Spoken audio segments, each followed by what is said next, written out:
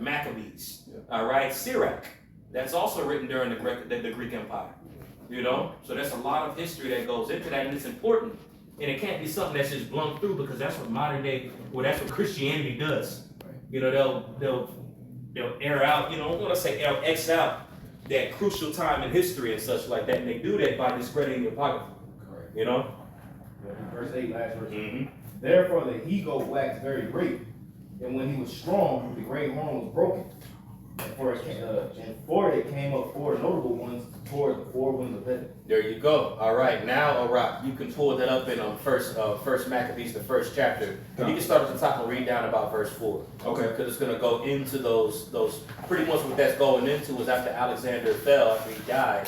All right, his four generals came and took possession of the known world at that time, of his dominion that he had. Right. All right, you see how I worded it. It said the four winds of heaven, which shows you the mass grasp that Alexander had before he died. You got it, bro. This is First Maccabees chapter 1 and verse 1. It says, and it happened after that Alexander, son of Philip the Macedonian, who came out of the land of Chittim, which is, if I'm not mistaken, talking about Italy, the Italian peninsula. Yeah, you know, Cyprus, that area Cyprus, right there. That's what it's talking about right there. It says, but later on, there are scriptures that does make mention of Chittim, which is talking about Rome. Okay. You know, but that's the area that he actually came from, was the Cyprus realm. Okay. Well, it says, had smitten Darius, king of the Persians and Medes, that he reigned in his stead the first over Greece, and made many wars, and won many strongholds, and slew the kings of the earth, and went through to the ends of the earth, and took spoils of many nations, insomuch that the earth was quiet before him. There you go. Like you just said, Shapal, pretty much, you know, how he did it swiftly. You know, there was nothing else to conquer afterward. You know, he came and wrecked shop. You know? Wasn't even, I'm sorry. No, go ahead. Well, I was going to say, wasn't even upset to the point of like tears almost, I want He to say. literally lamented. Yeah, he lamented. He was upset that there was nothing else for him to conquer. And the known world at that time. Yeah, absolutely. He had it all, basically. Yeah, and it's heavy because when you read about the prophecy of Esau, how he was going to rule the world with the sword, this is the nativity of that. You know, this is the start of that. You know? That's why they say civilization starts with the Greeks. There you go. There you go. Which is their civilization. You know, Edomite supremacy started with the Greeks. Exactly. You know? You got it. It says, verse 3, it says, and he went through to the ends of the earth, and took spoils of many nations, and so much that the earth was quiet before him, whereupon he was exalted, and his heart was lifted up. And he gathered a mighty strong host, and ruled over countries and nations and kings, who became tributaries unto him. Go ahead. Verse 5, it says, and after these things he fell sick, and perceived that he should die. So like I said one before, but you can kind of read a little more. Verse 6, it says, wherefore he called his servants, such as were honorable, and had been brought up with him from his youth, and parted his kingdom among them. There you go. So just as what Tazama read again in that 8th chapter, going into the he-goat with that horn, and that horn broke up into the four, is going into the four generals that pretty much his kingdom was given to. All right, now, Isaiah, brother, who are them four generals? The four generals. And kind of speak up too for the camera here. So I think you can find that in 2 Maccabees chapter 1. First Maccabees 1. I think so, yeah. It's been a while since I went over it, but I know you got Ptolemy, one of them.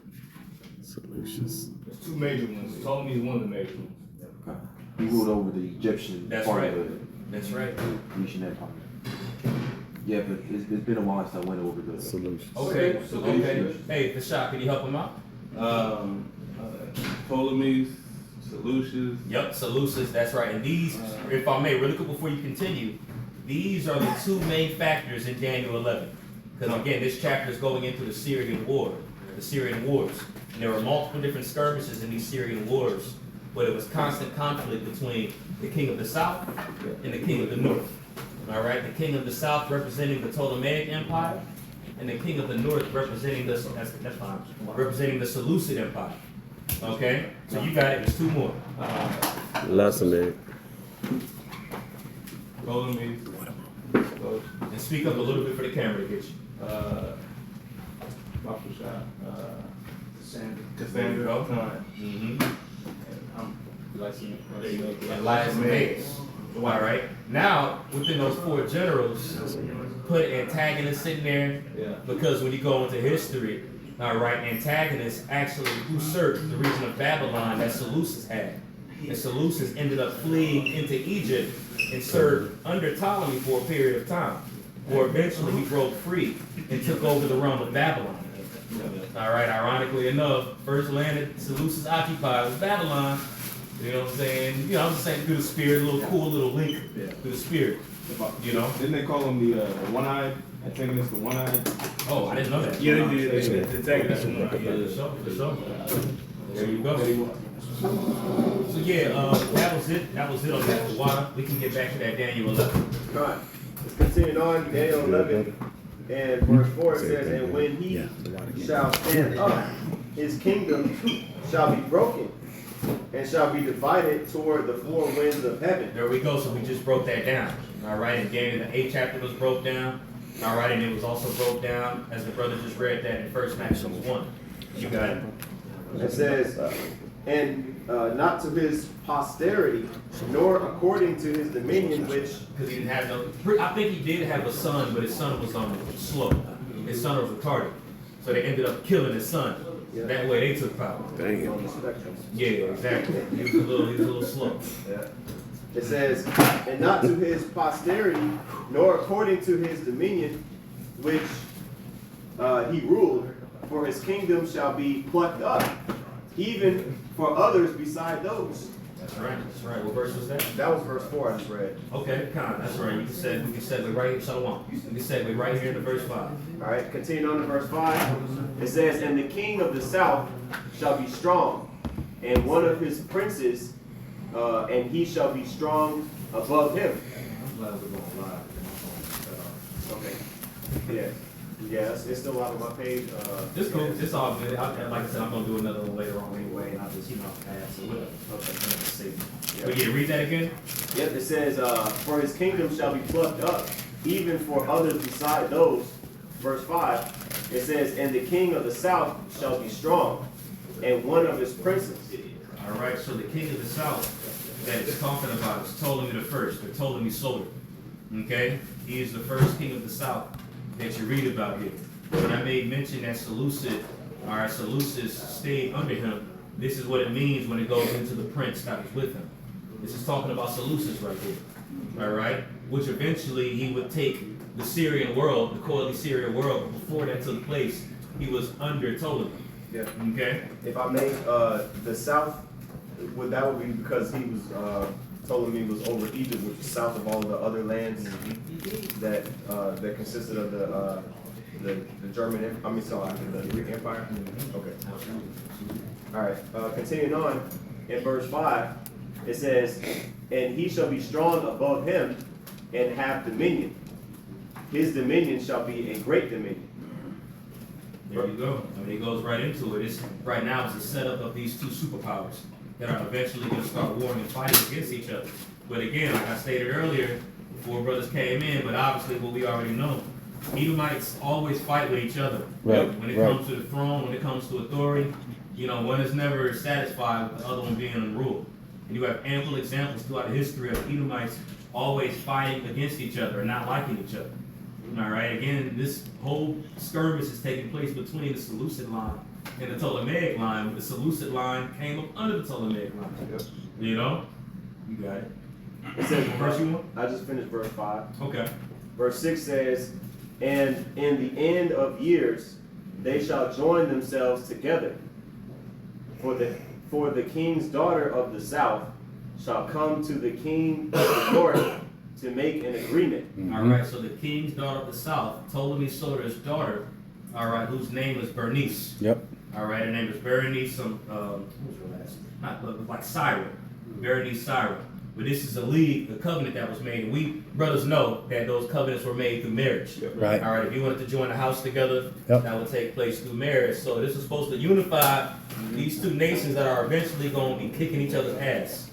All right, and there's a reason why, Ptolemy Soter, that was the father, that was the first Ptolemy. Mhm. Wasn't he Yep. the one that made his son Serapis? He's the one that I remember Apostle Oh, Gabar yeah, I believe went so. into a video of like basically he had to create a god that was like an Edomite god because the Hamites down there in Egypt, they worship idols and they turned obviously like their pharaohs into gods. Right. So since Ptolemy, that Ptolemaic lineage basically was had jurisdiction over Egypt. That's where Serapis came from. Serapis came from Egypt. You know what I'm saying? Yeah. I think that that's in the wisdom of Solomon. Yeah, it is. Yeah, it is. Well, it's a precept that ties into Yeah, that with come. Solomon for sure. If your brother want to bring it out, that's fine. All right, something real quick. Contact. It says Ptolemy the first Soter reigned 305 to 282 BCE. Yeah. A general of Alexander the Great and founder of the Ptolemaic dynasty created the god Serapis. He introduced the deity to unite his Greek and Egyptian subjects by blending elements of the Egyptian god Osiris and Apis with Greek deities like Zeus and Hades. There you go. So it makes sense right around this time that taking place because they were trying to join in unison right there. Yeah. All right, and again, he sent his daughter Berenice to marry Seleucus. Okay, go ahead. Okay. All right. Verse 6. And in the end of years, they shall join themselves together. And I'm sorry, she was actually given to Antiochus II, Theos, which is the son. Okay. Okay. It says, for the king's daughter of the south shall come to the king of the north to make an agreement. There you go. So this is through a dispensation of time. All right, now we're on to the second Ptolemy. I'm sorry, excuse me, not second Ptolemy. The second line of the person in the Seleucid line, Antiochus II. Okay. That's what that unison is coming into play. Yeah. Antiochus II, all right, was set up to marry Berenice Cyrus. And all right. and just Antiochus Epiphanes, he was the fourth, right? Yeah, he's the fourth. Okay. Yeah, he comes later on. Yeah, he's okay. gonna come around like verse 20 and stuff. Okay. If we able to get there, Yeah. you know. Yeah. That's just kinfolk. Yeah. That's a grandfather. We get on his kinfolk. Right. Yeah. Okay. And in this lesson, it's going to be because a lot of us do know about the Maccabees and such like that. So it's cool history for brothers that don't know to learn what led up to that point of the Maccabees. You know, even in Second Maccabees, it's kind of like a precursor or foreshadowing of what led to First Maccabees. Yeah. And even in Maccabees, it's really more than 2 books. Yeah. You know, it's a lot of books, but we have First and Second Maccabees. Yeah. But First Maccabees is like 2 or 3 Maccabees, and Second Maccabees is like 2 of them. Yeah. So it's like 5 books of Maccabees. Yeah. Yep. It says in the middle of verse 6, it says, but she shall not retain the power of the arm, neither shall he stand, nor his arm, but she shall be given up, and they that brought her, and he that begat her, and he that strengthened her in these times. Okay, so there's a lot that was said right there. Right. So ultimately what took place here in this point of history is she eventually got got. She got Real killed. quick, Yes, sir. Salakia. This is definitely one where you want to have pen and write down these points God's coin, that's right. into your I did scriptures. this Okay. before. So if you don't have these notes in your Bible, Yeah. get a pen out and start writing this stuff down, because this is not one that you're gonna just be able to recall off memory like that. You know what I mean? Unless you're just a beast. You know. It's a lot. It's a lot. Okay. Practice, yeah. So there's a lot That's a of lot. history This here. is a you lot of know? history. And the point that was previously made from the previous verse, I was listening, talking about Serapis Christus. You can see how the effect of Hellenization of the Jews and how the infusion of Egyptian and Greek and Roman culture, you know, led up into what people understand now as Jesus Christ. Right. Right? And that Wisdom Solomon. heavy influence of Wisdom mixing Solomon 14. all of these different gods. Yep. Okay? Because when you read in the Maccabees, there's always this talk from the Jews about salvation, because they read Torah scroll, obviously the prophecies of our salvation. So they're linking, you know, who's the God of these Jews? Just as you saw, they linked their Greek gods with the Egyptian gods. What do you think they did with the Hebrews? Same thing. Same thing. Anyway, go ahead. Water to that point. You know, when you're going into this, I want to make mention as well. When Antiochus II married Berenice Cyrus, that was his second marriage. He already had a wife named Laodice. Right. All right, Right. and she pretty much wasn't feeling that, she ended up killing Berenice. Yep. And also eventually killed Antiochus II. And their son, because they had a child Yep. together, Berenice of Syria and Antiochus, and she killed him too. Which eventually moved, all right, the king of Egypt at this time, who was Ptolemy III, all right, the son of Ptolemy II, moved him to Wrath, where eventually they fought each other. This is where the conflict in the Syrian wars started taking place. It was all rooted within the death of Ptolemy II's daughter, all right, Ptolemy III's sister, okay? So that was pretty much verse 7. Like I said, there was a lot that was right there that took place, Yeah. you know, but that was the end of Antiochus II. When you read the verse 7 that this brother just read. No, I just read verse 6. Oh, that's verse 6, 7, excuse me. Oh, sorry about that. Well, I kind of jumped a little ahead. Yeah. But it's cool though. It's going to go right into it in verse 7. All right. All right. Continue on verse 7. It says, "But out of a branch of her roots." Her brother, Ptolemy III. Right. Okay, go ahead. It says, "But out of her roots shall one stand up in his estate, which shall come with an army, and shall enter into the fortress of the king of the north." Which he was dead at this time, but it was the throne still, pretty much. It was still up there. He invaded, all right, that area, all right, the Seleucid kingdom. He invaded that. He was moved with choler and wrath because his sister got killed, you know, and their child, you know, and it was a breach of an agreement or a covenant that was made, you know. And as I stated earlier, this is Edomite supremacy at its finest. Always some type of covenant, always some type of truce that's being broken, all right, to exert power. And you're going to find that countless times as we're reading this, you know? Okay. All right. In the middle of verse 7, all right, it says, I'll start at the top. "But out of a branch of her roots shall one stand up in his estate, which shall come with an army, and shall enter into the fortress of the king of the north, and shall deal against them, and shall prevail." There you go. So we went over there, took mass spoils, brought it back to Egypt. Okay, that's what that's going into. That was the end of verse 7, right? Come. All right, now we can get to verse 8. All right, verse 8 says, "And shall also carry captives into Egypt their gods, with their princes, and with their precious vessels of silver and of gold, and he shall continue more years than the king of the north." All right? Yeah, because, you know, he died, you know? And you have Seleucus II that came to power. All right, so he's the next ruler to come out of the Seleucid line under Antiochus II. Okay? Go ahead. So question, so basically when it says the king of the north and the king of the south, that's just talking about the Seleucid and Absolutely. the Ptolemaic Empire. In that particular verse, yes. Okay, all right.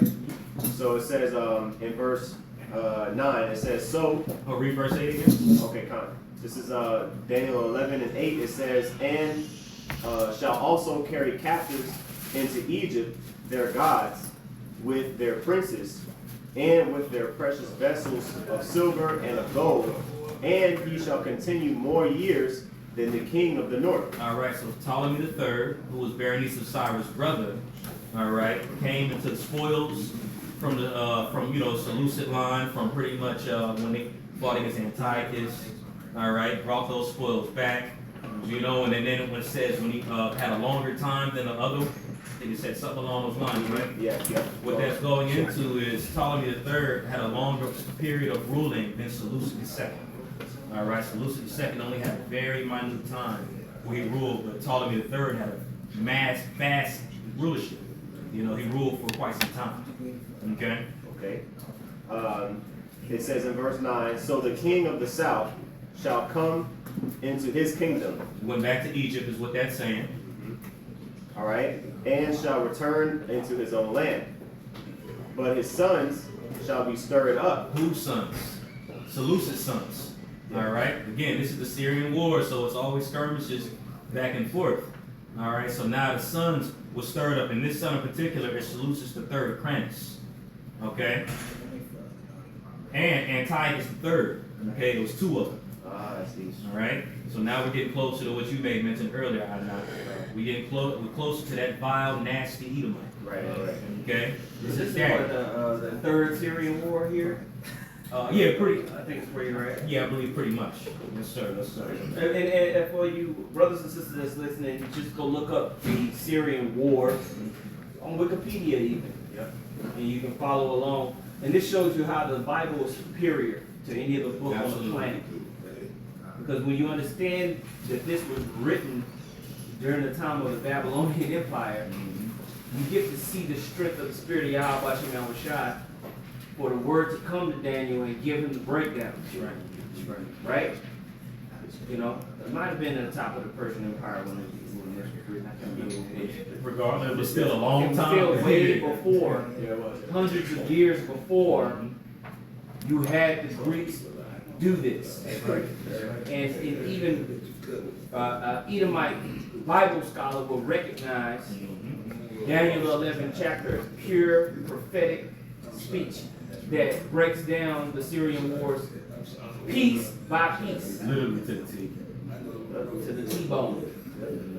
Okay. That's right. That's right. Cool. So we can go back to verse 10. Okay. You start from the top again. Yeah, I'm gonna read it. That's why listeners just listen slowly. This is one of those lessons where you write stuff down. Yeah. So it's going to be a few times where we go back to the beginning of the verse so we can deconstruct it and break it down. You got it. Okay. All right. It says, but his sons shall be stirred up, and shall assemble a multitude of great forces, and one shall certainly come and overflow and pass through. All right. So again, these sons that were stirred up, Seleucus III, Cranus, and Antiochus III. I'm sorry. Yeah, Antiochus III or Antiochus the Great. Okay. All right. He's called Antiochus the Great. All right. Now, when you look at it, because these are two sons, but it was Antiochus III that eventually was the king.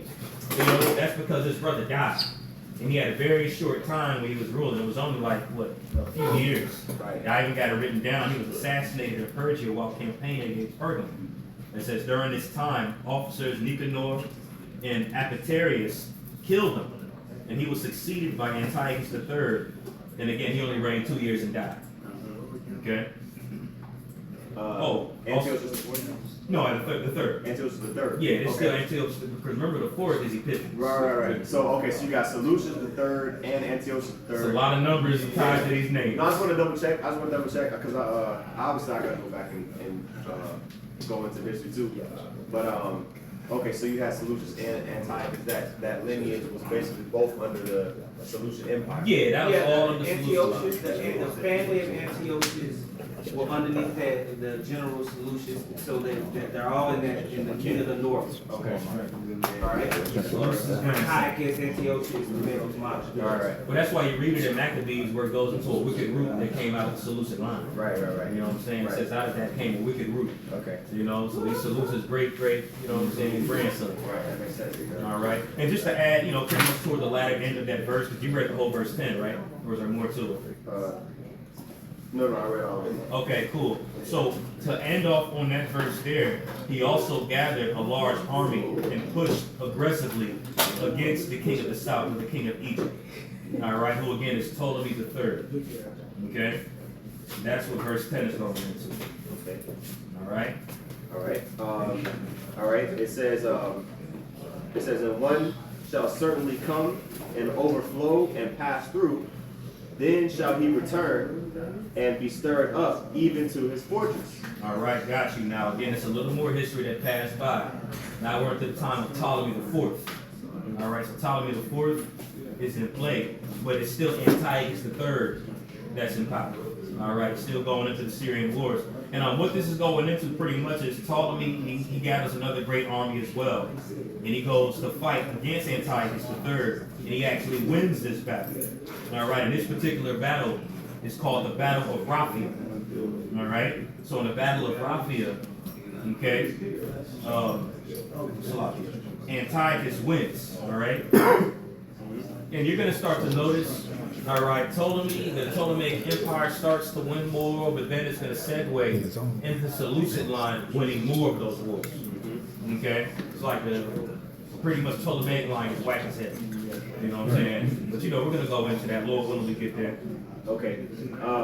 So you had basically Antiochus III versus Ptolemy IV. Okay. Yeah, they both gathered great armies together.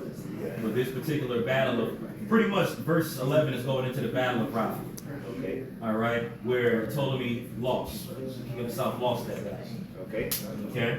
All right. Is that verse, the whole verse 11? Yeah, I'm gonna read it now. Kind of. Verse 11 says, "And the king of the south shall be moved with choler, and shall come forth and fight with him, even with the king of the north. And he shall set forth a great multitude, but the multitude shall be given into his hand." Salakia, it was Ptolemy that won the battle of Raphael. All right, because he was moved with that great choler. Forgive me, y'all. It's a lot of information. But it was Ptolemy that won this. He was moved with that great choler. That choler led him to winning this battle of Raphael. Okay, Salakia. All right, it says, all right, verse 12. "And when he had taken away the multitude," defeats Antiochus III. All right. it says, "his heart shall be lifted up, and he shall cast down many 10,000s." There you go. His heart was lifted up, meaning he got prideful afterward. He got puffed up because they won that battle and stuff. So like, can't nobody stop him. He was the king of the world at that moment. All right. So this is when, and this is the question. This is whenever he's going into, whenever Rome, No, not yet. Okay. Not yet. All right. And Read it again. verse 12. It says, "And when he had taken away the multitude, his heart shall be lifted up, and he shall cast down many 10,000s, but he shall not be strengthened by it." All right. So, in a nutshell, he becomes more corrupt than he was because of those battles. Winning those battles means you got more monetary gain because now you got spoils and shit. So he got puffed up and indulgent. And with that mentality, all right, he doesn't build or strengthen his rule more like a wise king would do. All right, but he uses his money and all the riches impudently. Okay, and his kingdom eventually is weakened over time in spite of that win. Okay, you got something you gonna say? No, I'm looking up how to, I'm taking notes. I'm trying to make sure I spell this right. No, I got you. It's a lot. That's why we're probably not going to get through the whole chapter. We're not going to get through the whole chapter. I'm going to let y'all know that right now. Yeah. Like 6 wars. Exactly. It's a lot going on. And then brothers bring out points. We got precepts. But I plan on doing the second part in my own, just doing a lesson on that. This kind of reminds me when we was doing, we just did second Ezra 11. It took us 3 whole hour-long lessons just to break down that one chapter. It's a lot, bro. So yeah. It says in verse 13. All right. And keep in the water for doing that. Every time you get to a verse, announce it. Yeah. You know what I'm saying? The water for that. Daniel 11 and 13, it says, "For the king of the north shall return, and shall set forth a multitude greater than the former." All right, so this is Antiochus III. All right, he regrouped after losing Rapha. He came back and built up a bigger army. All right, and this is at the time, because again, these are multiple wars and battles we're going into. Man, go and research these wars. It's interesting. I mean, the brother's going over it because it's a class session. But you can go and individually study each Syrian war. Okay, don't give you a lazy mind. He's giving you the rough shot, but go study it. Okay, so you understand the dynamics of this period of time. You have to remember that the Israelites was mixed up in all this shit. They were caught in the middle. Yeah. Don't sleep on the fact that the Israelites were mixed up in all this shit that's going on. That's right. Okay? Different political arrangements, wars happening, they need money, trying to expand their kingdom, everything like this. So when you skip over to Maccabees, it kind of cuts from Alexander, he died, then it kind of cuts all the way to the 4th Syrian War. Yeah, it does. Real quick. About verse 11, it's already to that point. You see what I'm saying? So it's a time period in there where the Israelites are still there, doing good shit. Okay? Being Hellenized and shit, So you got to check. I'm gonna say one thing. Everything y'all saying, man, y'all in the spirit, man. I had to say something. One thing I want to say. Just want to throw this something. Look, man. You brothers, man, all y'all, man, me and the Apostle Ron was just talking, you brothers are a blessing. Y'all a fucking blessing, man. Sometimes I gotta say what I gotta say. You know, I don't mean to impede upon you brothers. Y'all got it, man. You cats got it, man. I told you this. Y'all a blessing. You dudes are a blessing, man. You brothers, man, are beautiful, man. Like, hey, man, we almost out of here. We gotta get out of here, man. We really do. We got to get the fuck out of here. Y'all dig? Man, I talked to Apostle Tahar yesterday. And he said, like, man, we gotta get out of here. Like, Elder Yashua one law, we gotta get out of here. It's coming. That's it. It's coming. We gotta get out of here. That's the bottom line. We got to get out of here. If not, ain't none of us gonna survive. What's that scripture? If the Lord had not cut the time short, there would be no flesh left to save. We all be dead, motherfuckers. And you know what? I'm cool with that. I'm not gonna live in this world, bro. I ain't dealing with this, man. Fuck this. Ain't nothing going on out here, man. Come on, y'all brothers know. So that's the thing. We gotta get out of here. So we gotta keep thinking about scriptures. Amos 9:8. The eyes of the Lord are upon the sinful kingdom, and I will destroy it from off the face of the earth. Saving that I will not utterly destroy the house of Jacob, the Iquat. So these niggas man, Jake is out there, bro.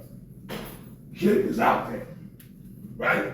And their attitude is like, they think they're just gonna continue doing what they're gonna do. That's Jake. And then Esau is a whole nother. Esau ain't going nowhere.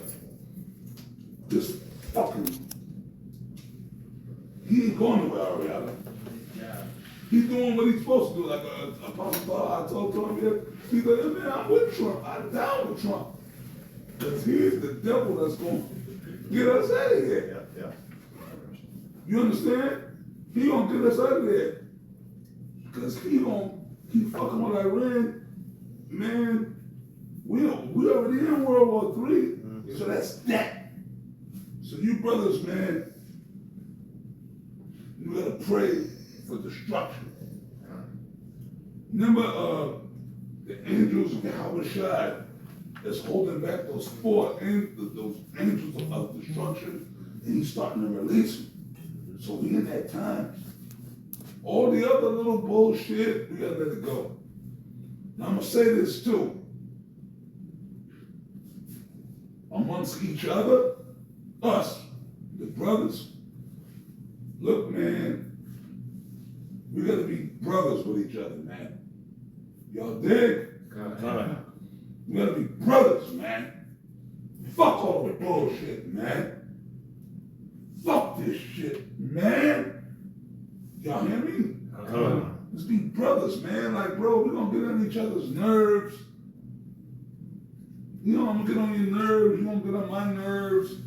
But bro, that's some simple shit, man. We gotta, Yahweh Shai said, how many times shall I forgive my brother? You brothers really gotta get into the spirit of Yahweh Shai, man. You dig? You think the 12 disciples didn't get on Yahweh Shai's nerves? It is what it is, bro. I love you guys, though, but at the end of the day, I'm gonna tell y'all all something, man. Man, you be around people in the world, but when I come amongst you guys, when I'm around you dudes, I mean, you might be mad at me, I might be mad, whatever. But I know, man, bro, I can leave my wallet sitting out there with $100, and I pass out on that couch. And I know that shit gonna be there when I wake up in the morning. Am I lying? No, that's facts. Like, for real. And I've done that. here, in this fucking house. Okay, I passed out right there on that couch right there, and I don't care about the scoffers. Bro, come on, I'm talking right now. I done passed out on that goddamn couch where those two officers or brothers are sitting and left my wallet, my keys to my truck, all that shit right there on that little, what do y'all call that? It's an ottoman right there. Whatever. Left the shit sitting there. Passed out. Wake up in the morning, my shit is right there, and there's brothers all in the house. But I do that because I know I'm amongst brothers. I love you guys. You got some scriptures? Yeah, I got precept. Read it, man. All right, this is Psalms 133. I'm sorry, is your video? Who video is this? Yeah, I'm just trying to go on Daniel 11. I'm sorry, brother. I'm sorry. Look at me, man. Yeah, come. Look at me, man. I'm sorry to impede the video. That's cool. But sometimes It's spirit. cool. I just hope we can get back to it. No, we gonna. And to be honest, We gonna, man. Don't get mad at me. Hold on. Don't get mad at me, man. Don't get mad at me, man. It's a lot to it trying to get through it. No, we gonna get into it, dude, but you gotta roll in the spirit. You gotta roll in the spirit. Don't beat me up, man. Don't beat me up, man, Shaw, man. All right? That's cool.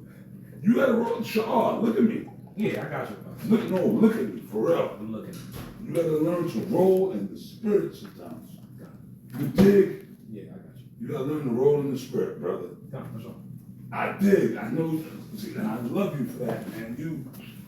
You know, we taught you to be that. I'm just gonna lose track of, you know what I'm saying? You're not gonna lose track. But listen to me. Look at me, man. Roll in the spirit, man. Roll. Like, oh man. The elder Ariana told me the same thing. I know your spirit. Your spirit is similar to mine. The elder Ariana, like sometimes it's hard to let go. It's hard to, yeah. And this man told me, your elder, Ariana, like sometimes you gotta learn to let go of certain things. You hear me? I did. Because I'm the same as you. You understand? Sometimes you gotta learn to let go. And no, we gonna get back. We got time, bro.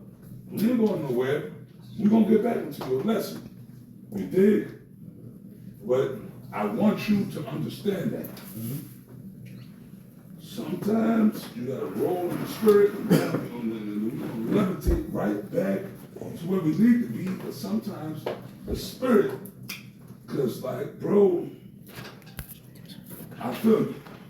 Right now, yeah, I'm going through some personal shit right now, but it's cool.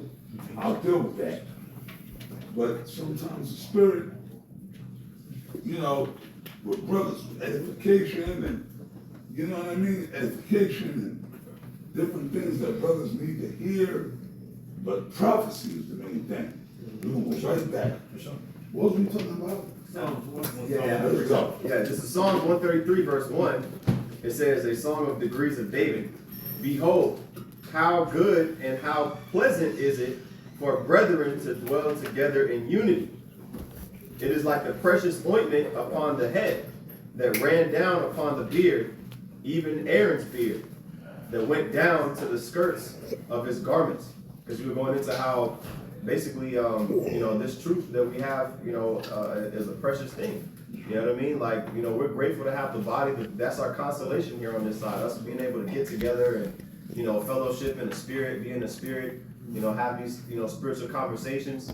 You know, the scriptures talk about they that fear the Lord spake often one to another.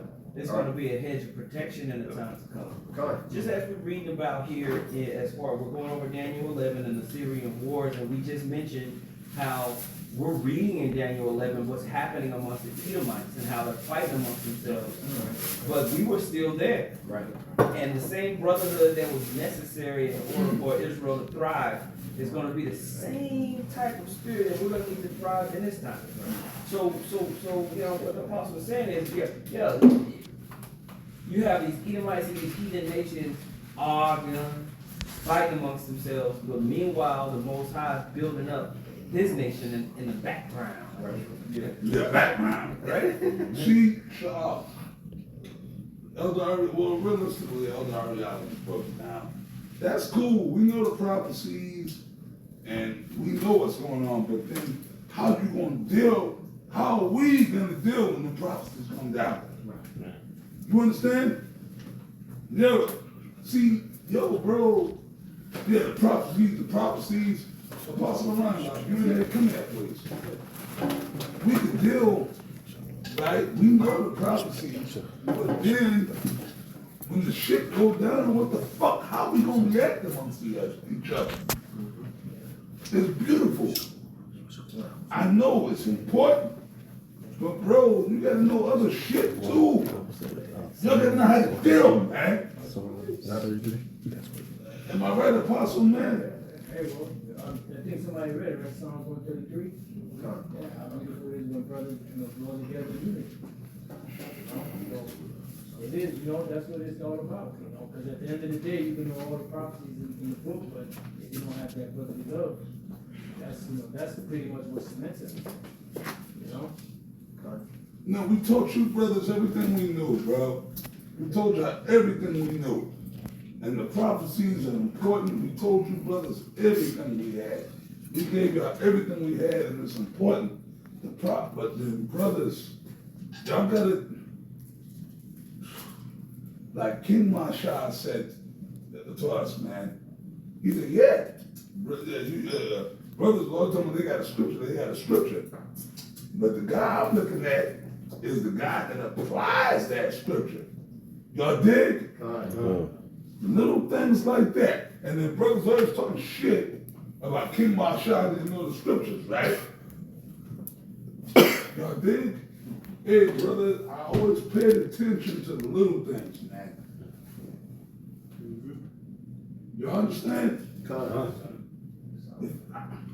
I could drop dead tonight, tomorrow.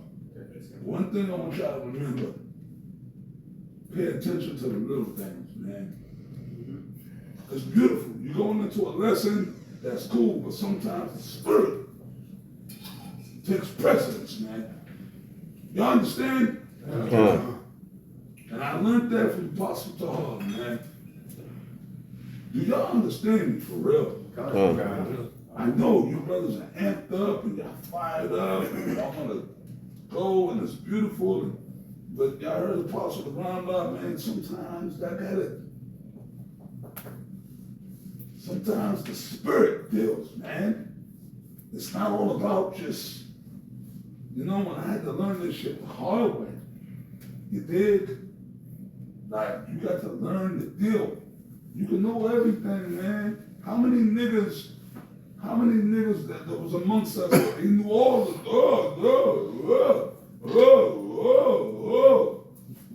but then them niggas, where they at now? Right? Y'all dig? So understand what I'm saying. And fuck me, man. I don't even know if I'm gonna be alive. Bro, I really don't. And you know what? I really don't care. I really don't care, man. I love you brothers, man. I love you cats. And my thing is, I'm just trying to, I don't know, man. I don't know, man. I do know. I'm trying to impart some shit to you guys while I'm here on the earth. Like y'all understand what I'm saying, man? That's all. Sha'ar. I know you on fire, man.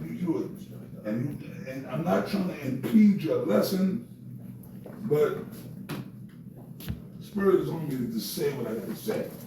I'm not trying to interrupt your lesson, and you won't continue. But the Spirit, you gotta, y'all can hear what I'm saying, or you don't gotta hear what I'm saying. You dig? This much I know. I don't want to be proud, but I know I'm a prophet. The Lord set me up to be a prophet and say what I gotta say. The prophets wasn't always right. So I'm saying what I gotta say. all I'm saying. I want you brothers to understand that I love you guys, man. I have a natural affection for all you brothers, man.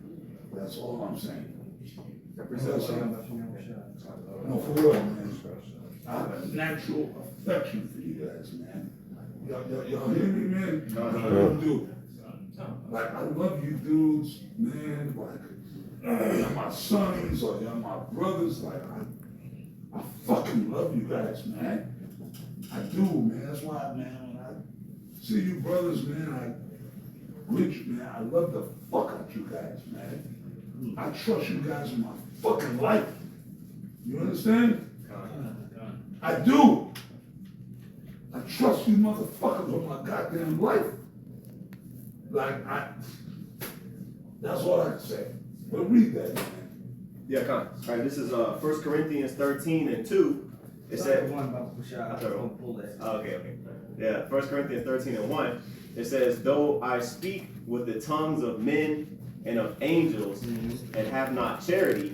Not charity, that word agape, brotherly love, when we deal with one another, the heart that we have towards one another, the expression that the apostle just gave was an expression of agape love, brotherly love, right? The natural affection. Go ahead. Yep. It says, and have not charity, I am become as sounding brass or a tinkling cymbal. So if you can speak all the languages in the world, but if it's not fueled with brotherly love or agape love, then it's just noise. So you can be talking all these prophecies, and the next verse is about to get into that. Matter of fact, go ahead and read it. Verse 2 it says, and though I have the gift of prophecy and understand all mysteries and all knowledge, and though I have all faith. So we're having a brotherly love intermission in this Daniel's 11th lesson. And what's funny, I'm going to bring this up just for the sake of edification. When you go and watch the videos of the apostles breaking down the book of Revelation, the book of Genesis, and it's a 48-part series, you're going to get the breakdown. But in the midst of that breakdown, there's going to be a lot of directions that the lesson goes, right? So yeah, we're going through Daniel 11th chapter right now, but then right now we're having an agape moment. So brought to you by agape. Right. This is a commercial. Yeah, intermission, yeah. So everybody take a deep breath. We're gonna get back to it. The Levites going crazy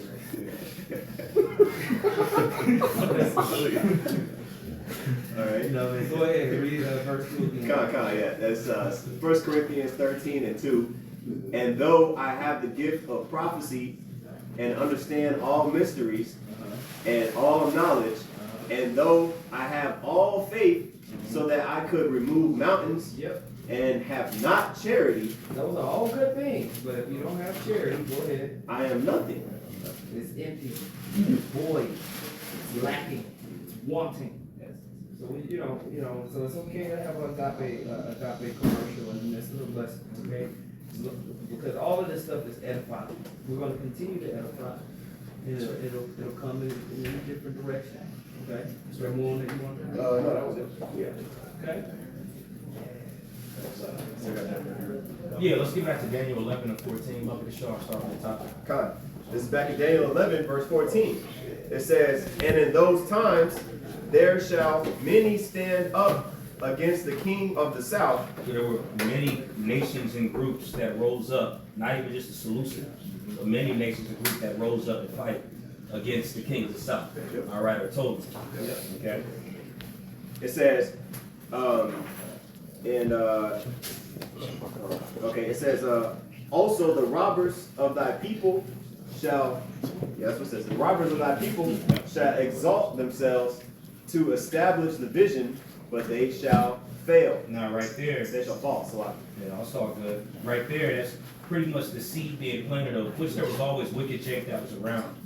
But once you start to read about, wicked men of Israel that pretty much made a covenant with the Seleucid line, you can see it even take place right here. Yeah. All right, now what you read about in Maccabees, we haven't got yet to that point, but it's going into Israelites who were Hellenized pretty much. Yep. That pretty much tried to further their own will. Exactly. Circumcision. Yep. Okay? All right.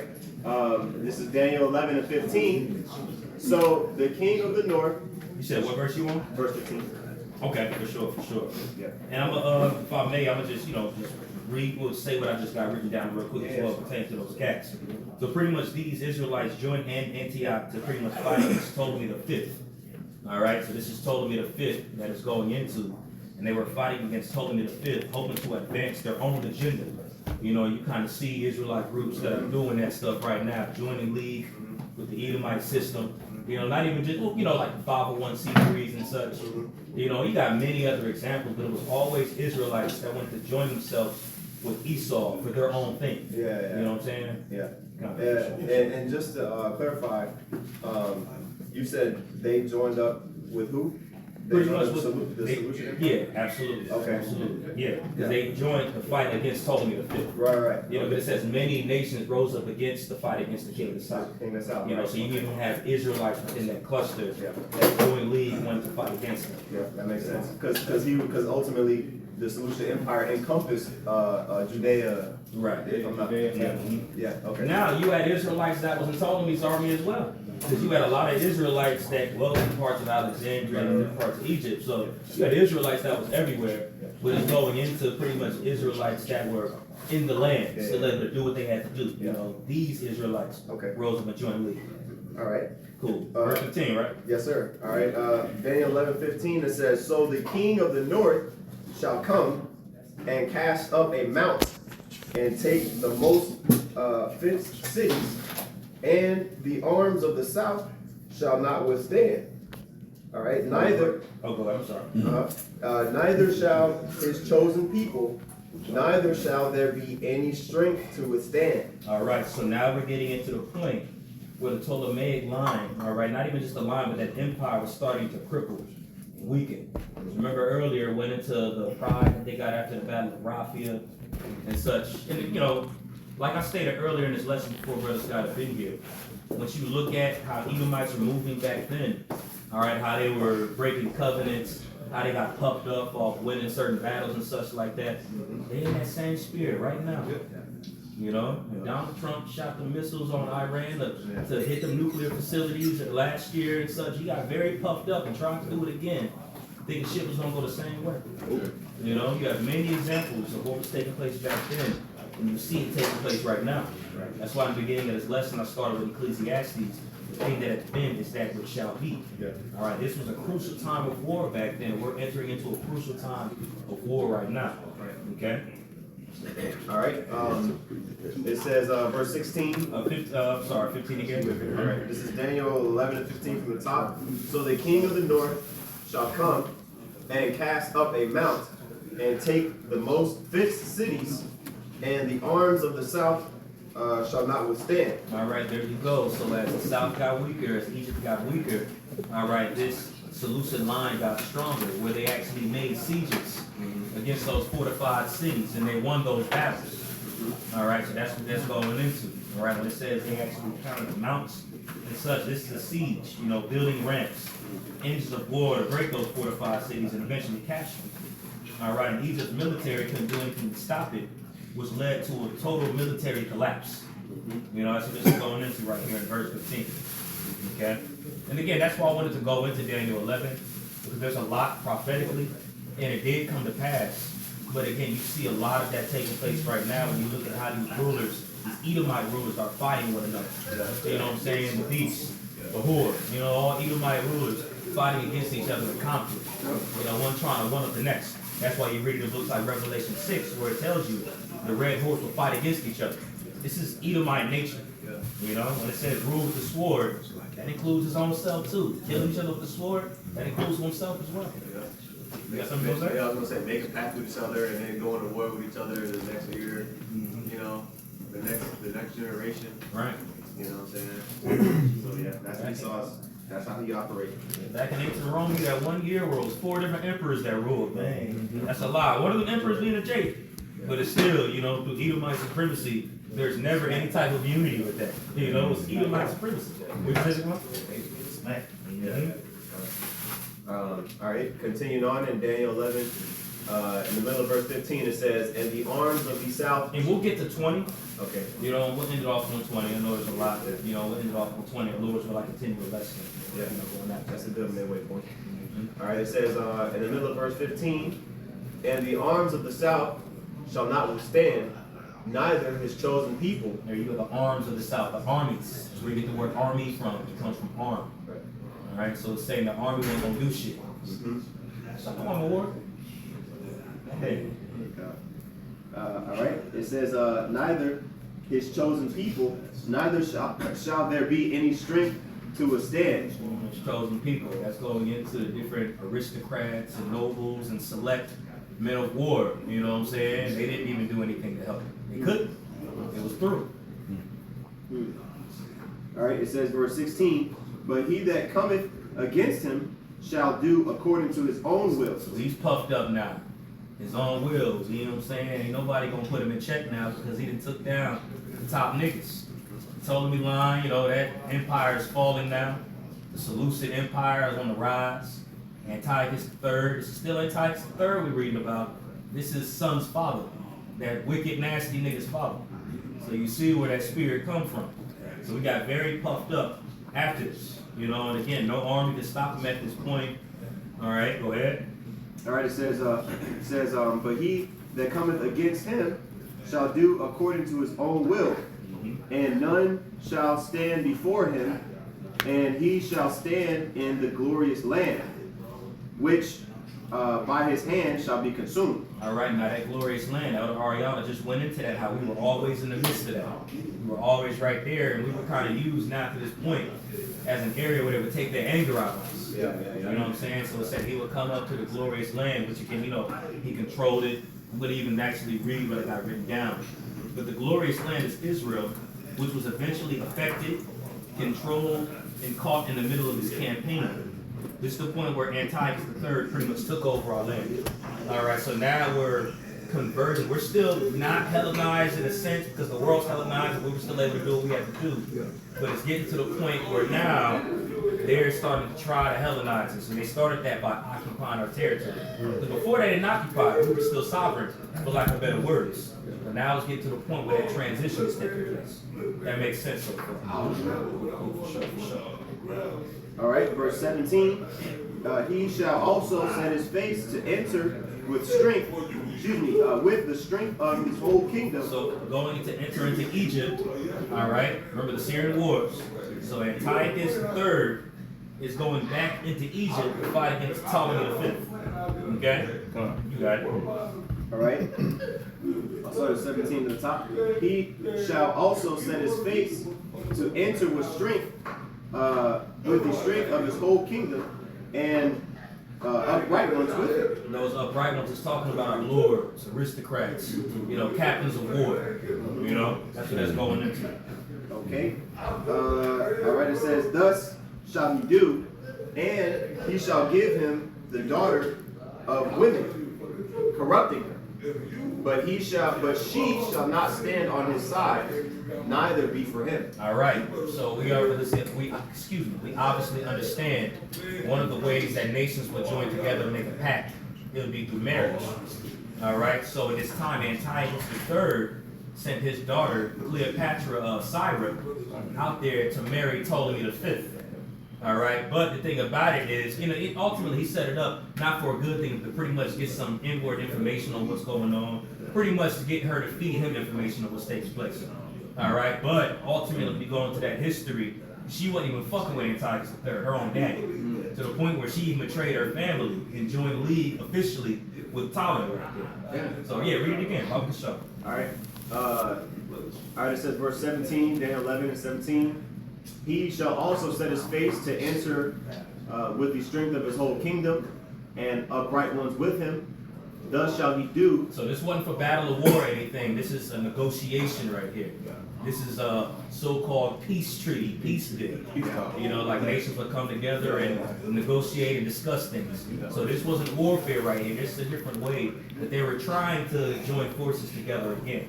But it didn't work out because it's Edomite supremacy. You got it. All right, it says, and he shall give him the daughter of women, corrupting her, but she shall not stand on his side, neither be for him. There you go. That's why I said she shall not stand on his side, neither be for him. Because she joined league with Ptolemy V. And she was with Ptolemy V. She wasn't with her own dad. So he sent his daughter in there to pretty much spy out and get information. He sent his daughter in there as a war strategy and it didn't work in his favor. Okay? You got it, bro. All right, it says, verse 18, after this shall he turn his face unto the isles, and shall take many. But a prince for his own behalf shall cause the reproach offered by him to cease.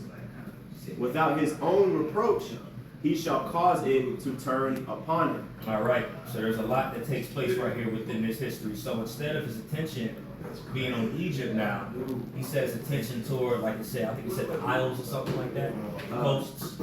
Yeah, it says, but he shall, he shall turn his face unto the isles. All right. Yeah. So it's pretty much going into, Mediterranean regions like Asia Minor, those Greek areas, and they were successful. But in the midst of doing that, it makes mention of a prince that shall cause the reproach to cease. Now that prince that it's talking about is the Roman general Lucius Cornelius Scipio Asiaticus. All right, a lot of times, like for example, African, Leo Scipio Africanus. This is his brother. This is what's the name of the Punic Wars then? You know what, actually? It is right around this. This is actually a little bit before the Punic War. Well, no, technically during it, because the third Punic War is about 50 years after. Hannibal was shit, right? Hannibal was a little after. Okay. He was a little afterward, but this is still around that time period. Okay, because I remember that name. I was just watching the video on YouTube today, Scipio Africanus during the Punic Wars. No, this is because there were multiple Punic Wars, right. But the one with Hannibal Barker, I believe, was the third Punic War. It was a little afterward, but still, this is around the time of the Punic Wars, right? Yeah. Which was between the Roman Republic there you go. Northern Africa. There you go. It's beautiful that was mentioned because now Rome is being brought up. Because when it makes mention of this prince that came, when he took over the isles and such like that, Rome came pretty much and said, what the fuck y'all doing? Okay, y'all got all these riches, give me this bread now. Now y'all gonna have a tributary under us.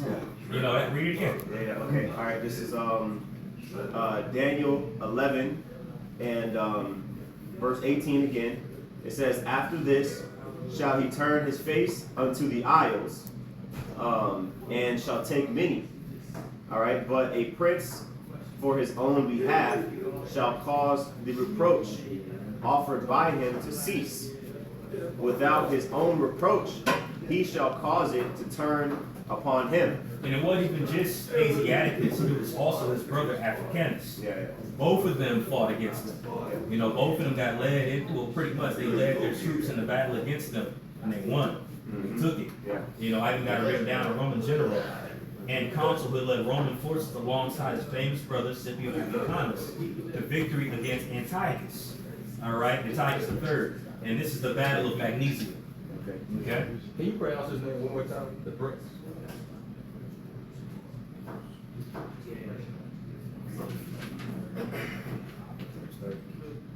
Where you at? Yeah, can we stop at 30 instead? Yeah, that's fine. Cool. That's better. That's better. We'll stop at 30. Yeah, that's cool. Yeah, question. Are you available next week? Shit, I'll teach next week. I ain't sure. And then do a part 2? Yeah, that's fine. If brothers is cool with it, you know what I'm saying? I'm with it. I'm fine with that. Cool. Because I was gonna end it off at like 20 something, but we can do it 30. That's fine. Yeah, but people listening don't want to hear the rest of it. Okay. So like next week. Cool. That's better. We'll do that. So we'll stop at 30 and continue on the rest of the next week. We'll. Okay. All right. Yeah, what was the name of the prince again? Oh, the prince is pretty much Asiaticus. I can give you the whole name. The whole name is Lucius Cornelius Scipio Asiaticus, and his brother is Leo Scipio Africanus. Oh. The famous word Africa, you know what I'm saying? Famous word Asia. Come from them two motherfuckers. But they're Roman stuff. So they weren't Greeks, but again, like you said, the Roman Republic was prominent at this time. And as we read further, it's gonna further show the prominence that they had to the point where even the Seleucid line was in check. Mind you, again, they beat them in battle right here. He had all this fame, all this status. He came from the victory over Egypt and everything, just made a deal. lost in that deal pretty much because his daughter wasn't with him. But he went over there and took over and conquered more lands. He was successful with that. Just right afterward, he was shut down. You know? You got it. All right. And it's like I was going to say, it's beautiful too how the Lord works. Because that same pressure he was putting on those nations, those different coasts, that same pressure was brought to him by other Edomites that were Romans. You know, which they could have been Etruscans at this time, for real, for real. But regardless, that same pressure that was given, they got it in return. You know? Right. You got it now. Right. Continuing on here. Matter of fact, can the brother hold first Maccabees 8 and start at 17 off the show? We'll read it down quick. Because this account right here, I'm sorry, second Maccabees 8. But this is going into a point where, you know, it's a little later on, but just it makes mentions of the Romans and how they had that influence and how he actually went to them to get refuge and help from them. All right, but this is going to go into this very briefly in second Maccabees 8. Second Maccabees 8 what? You can start at verse... Let's start at verse 17. All right. Sorry, 16. Come on, that's cool. It says, so Maccabeus called his men together unto the number of 6,000, and exhorted them not to be stricken with terror of the enemy, nor to fear the great multitude of the heathen who came wrongfully against them, but to fight manfully, and to set before their eyes the injury that they had unjustly done to the holy place, and the cruel handling of the city, whereof they made a mockery, and also the taking away of the government of their forefathers. And again, this is in the future after what we're reading about, but it's going to make mention of Romans' influence right here, which is why I wanted it brought out. It says, for they said, trust in their weapons of boldness. But our confidence is in the Almighty power, who at a bet can cast down both them that come against us and also all the world. I'm sorry, is that second? I'm sorry, brother. First Maccabees 8. Yeah, Excuse me. First Maccabees 8 does Yeah, go into that. my fault. Yeah, it's first Maccabees 8. I said the wrong number. First Maccabees chapter 8. It's a lot. Start at 17. It says, First Maccabees 8 and 17, it says, in consideration of these things, Judas chose Ptolemy, the son of John, the son of Echos, and Jason, the son of Eleazar, and sent them to Rome to make a league of enmity and confederacy with them, and to entreat them that they would take the yoke from them. There you go. So they went over to Rome like, shit, help. We already know your history. We know how y'all put their asses down before. They knew that history, which is why they went over there, because this is when Rome is republic, but shortly after this, it turned into an empire. You know? You got it. It says, and to entreat them that they would take the yoke from them, for they saw that the kingdom of the Grecians did oppress Israel with servitude. They went therefore to Rome, which was a very great journey, and came into the city, where they spake and said, Judas Maccabeus with his brethren and the people of the Jews that sent us unto you, to make a confederacy and peace with you, and that we might be registered your confederates and friends, so that matter please the Romans well. And this is the copy of the epistle which the Senate wrote back again to table and wrath. And you know, that's pretty much the point on that one. Pretty much what the brother's reading about is an agreement that they made. Whoever had leave, they would come to each other's aid. That's what that's going into. But I wanted to bring that up just to go into how the influence of Rome was known. We eventually looked to get aid from the Romans. You know what I'm saying? You know, so Rome was owned around this time, which is why I wanted that precept brought out. Okay? You got it now. All right, going back to Daniel 11 and verse 19. All right, it says, then he shall turn his face toward the fort of his own land. He went home to regroup. All right, it says, but he shall stumble and fall and not be found. Yeah, and the thing about that, because once the Romans pretty much said, run that, they had to be tributary under Rome. And Antiochus III, this is still Antiochus III, him being as proud as he is, he wasn't feeling that, but the one that he can do about it. You know, so pretty much, there was more taxing that took place to pay the Romans and such, and it got to the point of desperation where he was actually sacking temples left and right to get the money and the status, the stuff that's in the temple. You know, but one of them temples he went to sack, the people in that region weren't feeling that, they ended up killing him. You know, so he was being thirsty for that bread and stuff like that to pay the Romans, and people actually made an insurrection against them and fought against them and actually had them killed. You know, so it was a lot, you know. Okay. Verse 20 says, then shall stand up in his estate a raiser of taxes in the glory of the kingdom. All right, so this raiser of taxes is the first son of Antiochus III, whose name is Seleucus. All right, it's Seleucus the fourth. Okay, so you see how they keep, that's a line, so they're going to keep recycling those names and such like that. So this is the brother of Antiochus Epiphanes. All right, and it makes mention of the taxes. You just read something about taxes, right? Yeah, raiser of taxes. Yeah. Raiser of taxes. Now, the reason why he had to raise those taxes is because the Romans needed that bread. So now Rome was involved, and he got to go above and beyond just to get the Romans their bread. Go ahead. All right, it says, verse 20, then shall stand up in his estate a raiser of taxes in the glory of the kingdom, but within few days he shall be destroyed, neither in anger nor in battle. No, that's it. That's all I'm saying. Well, yeah, and that ties up the second third chapter, now Seleucus and Heliodorus. Well, hold it, Bobby the Shaw. Heliodorus. That's all good. Heliodorus was when they killed him. He actually poisoned him. But you can read about Heliodorus as his brother's getting ready to read about Heliodorus right here. So there's going to be a few precepts in 2 Maccabees that's going to be brought up. 2 Maccabees 3rd, 2 Maccabees 4. But it makes mention of this Heliodorus that actually had him killed. Okay, so this Seleucus right here, his main priority wasn't warfare like his predecessors or anything like that. He was good with money. You know what I'm saying? He was one of those different kings that was good with finances and money and such like that. So he was that type of king. All right, where eventually those people that were with him wasn't really feeling what he was doing with that money. This Edomite supremacy we're talking about. So eventually his boy killed him. You got to tell me. Let's see, I'm going to start at verse 7. Second Maccabees 3, I'm starting at verse 7. It says, now when Apollonius came to the king and showed him of the money whereof he had sold, the king chose out Heliodorus his treasurer and sent him with the commandment to bring him before said money. So forthwith Heliodorus took his journey under a color of visiting the cities of Syria and Phoenice, but indeed to fulfill the king's purpose. And when he was come to Jerusalem, and had been courteously received of the high priest of the city, he told him what intelligence was given of the money, and declared whereof it came, and asked if these things were so indeed.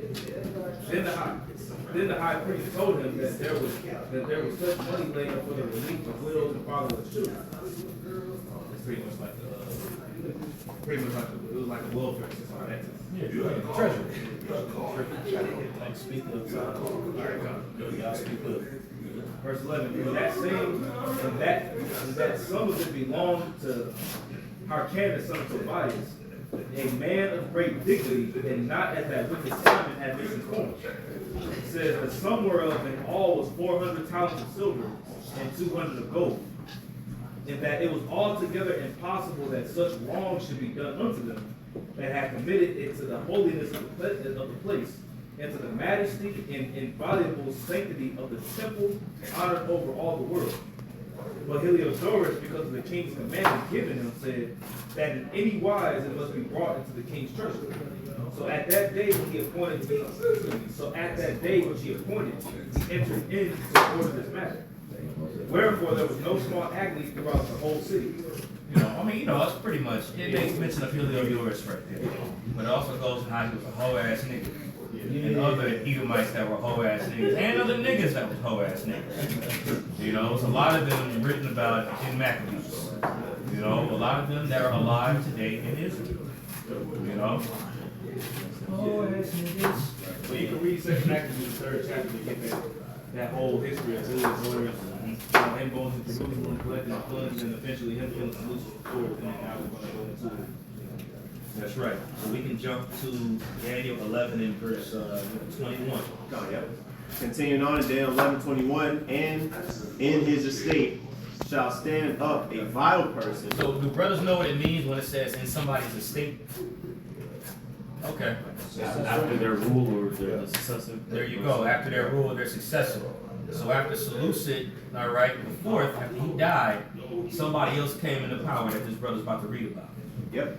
It says, and in his estate shall stand up a vile person, to whom they shall not give the honor of the kingdom, but he shall come in peaceably and obtained the kingdom by flatteries. A war about who's this vile person, brother?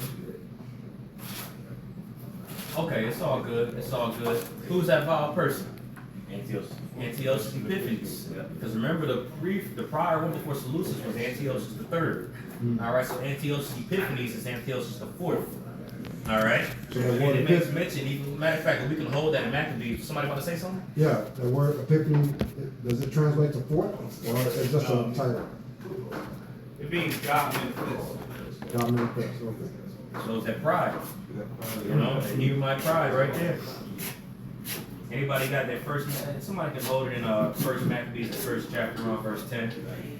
I got it. Come. This is First Maccabees chapter 1 and verse 10. Because remember, we just read about the four that came out of Alexander, 4 generals. All right, and also it says wickedness was multiplied on the earth in these times. So it makes mention that this person is that vile. So this person right here and his influence caused wickedness to multiply. You know, you got it. First Maccabees 1 and 10. And there came out of them a wicked root, Antiochus, surnamed Epiphanes, son of Antiochus the king, who had been a hostage at Rome, and he reigned in the 137th year of the kingdom of the Greeks. And just as a footnote, that's also another reason why Seleucus IV wanted to put that bread together and pretty much put a tax over his people, not only to pay Rome, but also to get his brother, you know, from being a captive. You know, so that's another reason why he was raising those taxes, to get his brother back from Rome, you know, from the Roman persecution. You know, meant to add that as well, you know, when I mentioned that prior, in the prior verse. You got it, Shapar. First Maccabees 1 and 11, it says, in those days went there out of Israel wicked men, who persuaded many, saying, let us go and make a covenant with the heathen that are round about us.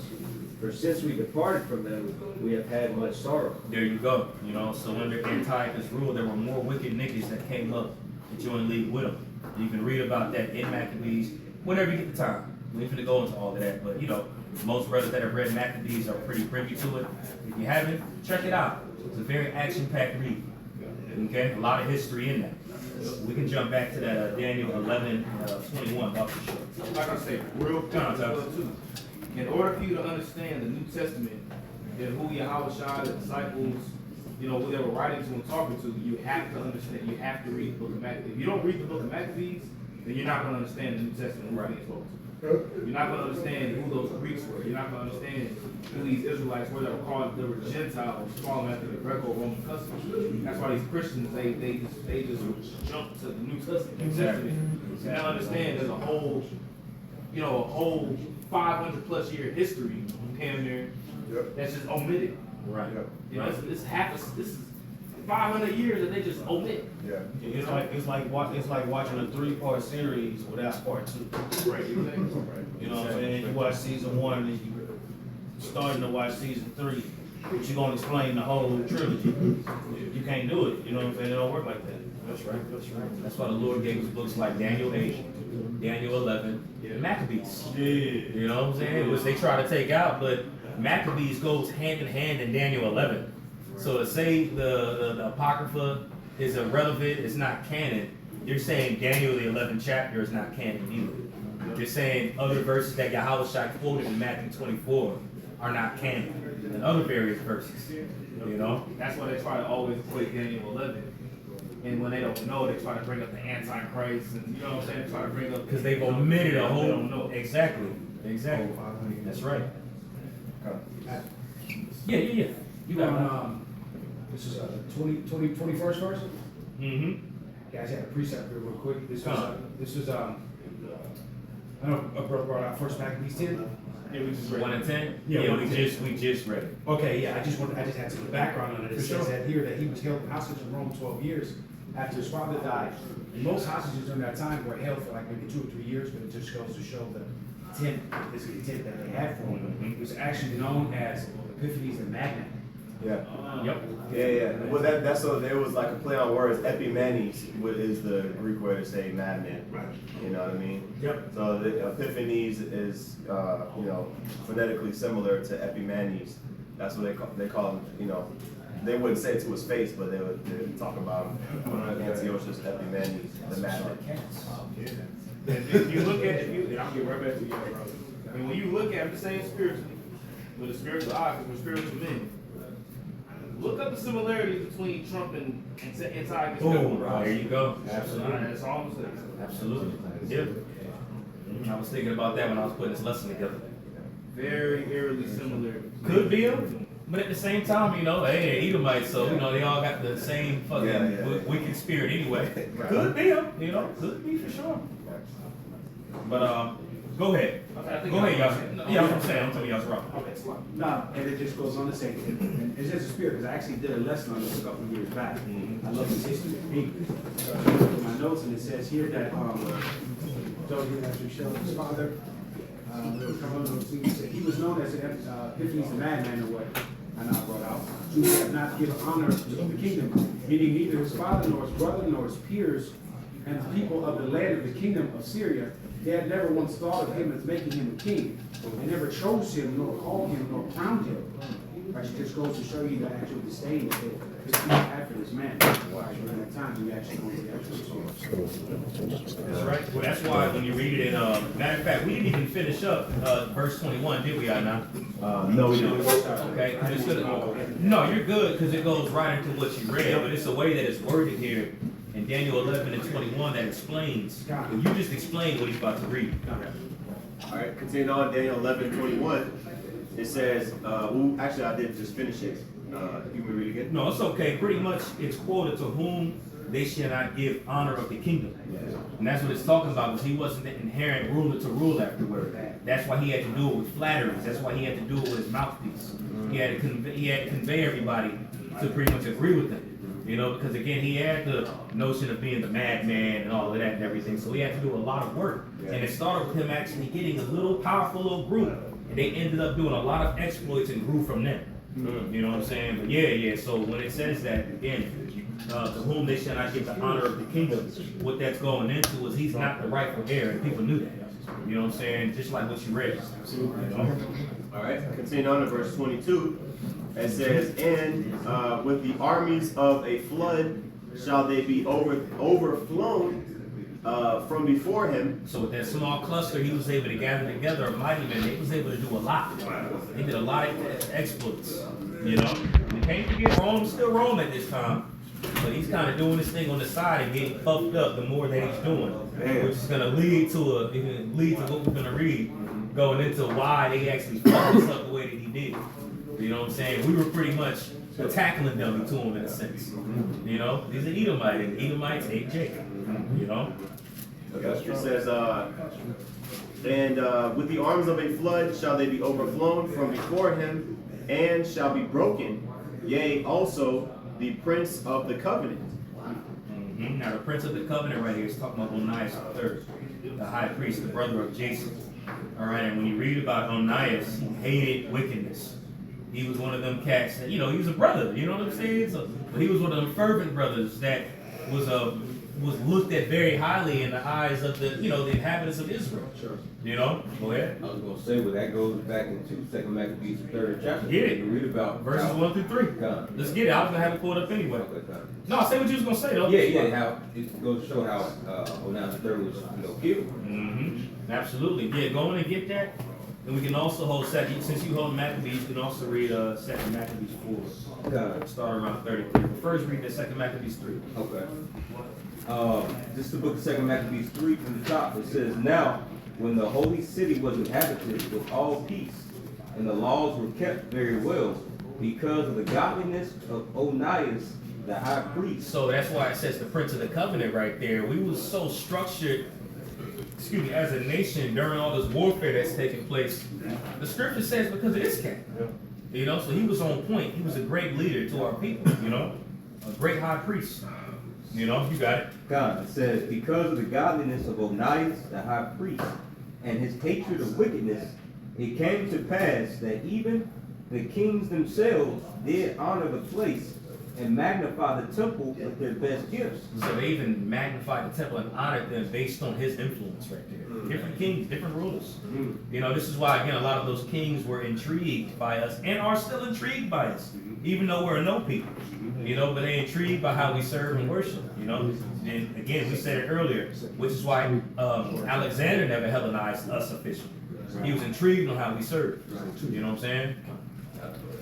It says verse 3, insomuch that Seleucus, king of Asia, of his own revenues, bear all the costs belonging to the service of the sacrifice. And this is going into Seleucus the Fourth, what we just read about, okay?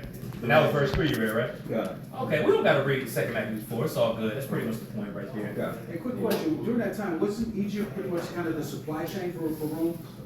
Oh, most definitely Right. it was a supply chain for Right, Rome. right. Absolutely. Right.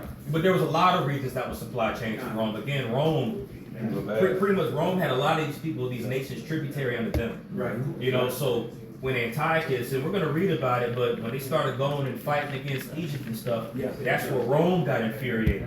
You know, we're gonna go into it because that infuriation of Rome ultimately led to why Antiochus Epiphanes rained hell on us. That's right. You know what I'm saying? That's right. Yeah. You said what? That's where that line of the sand come from. That's right. That's right. Think about what you're gonna do before you Across that line.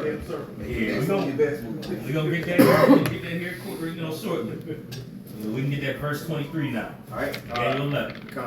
It says, verse 23, and after the league made with him, he shall work deceitfully, for he shall come up and shall become strong with a small people. There you go. All right, and that's what again, I said it earlier. It was a small company that turned into a large company. But again, it said earlier he did it with flatteries.